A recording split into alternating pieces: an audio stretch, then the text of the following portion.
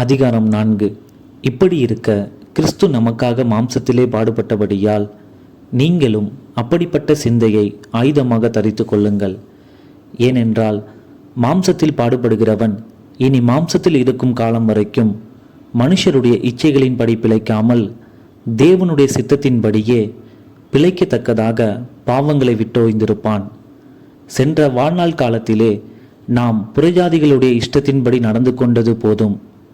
அப்பொழுது நாம் காம விகாரத்தையும் துர் இச்சைகளையும் நடப்பித்து மதுபானம் பண்ணி களியாட்டு செய்து வெறி கொண்டு அருவருப்பான விக்கிரக ஆராதனை செய்து வந்தோம்.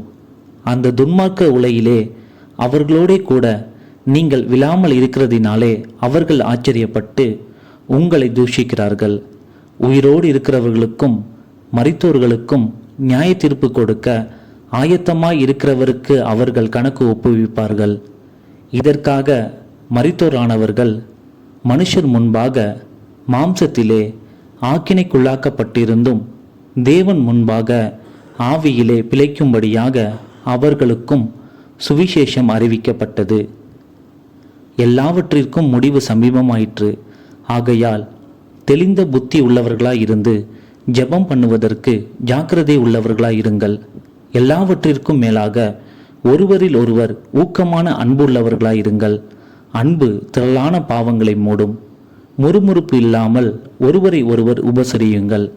அவனவன் பெற்ற வரத்தின்படியே நீங்கள் தேவனுடைய பற்பல கிருபை உள்ள ஈவுகளை பகிர்ந்து கொடுக்கும் நல்ல உக்கிரானக்காரர் போல ஒருவருக்கொருவர் உதவி செய்யுங்கள். ஒருவன் போதித்தால் தேவனுடைய வாக்கியங்களின்படி போதிக்க கடவன். ஒருவன் உதவி செய்தால் தேவன் தந்தருளும் பலத்தின்படி செய்ய கடவன். எல்லாவற்றிலேயும் இயேசு கிறிஸ்து மூலமாய் தேவன் மகிமைப்படும்படியே செய்வீர்களாக. அவருக்கே மகிமையும் வல்லமையும் சதா காலங்களிலும் உண்டாயிருப்பதாக. ஆமேன். பிரியமானவர்களே, உங்களை சோதிக்கும்படி உங்கள் நடுவில் பற்றி எரிகிற அக்கினியை குறித்து ஏதோ புதுமை என்று திகையாமல் கிறிஸ்துவின் மகிமை வெளிப்படும் போது நீங்கள் களிகூர்ந்து மகிழும்படியாக அவருடைய பாடுகளுக்கு நீங்கள் பங்காளிகளானதால் சந்தோஷப்படுங்கள். நீங்கள் கிறிஸ்துவின் நாமத்தின் நிமித்தம் நிந்திக்கப்பட்டால் பாக்கியவான்கள். ஏனென்றால் தேவனுடைய ஆவியாகிய மகிமையுள்ள ஆவியானவர் உங்கள் மேல் தங்கியிருக்கிறார். அவர்களாலே தூஷிக்கப்படுகிறார், உங்களாலே மகிமைப்படுகிறார். ஆதலால் உங்களில் ஒருவனும் கொலை பாதகனையாவது திருடனையாவது பொல்லாங்கு செய்தவனையாவது அந்நிய காரியங்களில் தலையிட்டு கொண்டவனையாவது பாடுபடுகிறவனாய் இருக்கக்கூடாது. ஒருவன் கிறிஸ்தவனாய் இருப்பதினால் பாடுபட்டால் வெட்கப்படாமல் இருந்து அது நிமித்தம் தேவனை மகிமைப்படுத்த கடவன். நியாய தீர்ப்பு தேவனுடைய வீட்டிலே துவங்கும் காலமாயிருக்கிறது.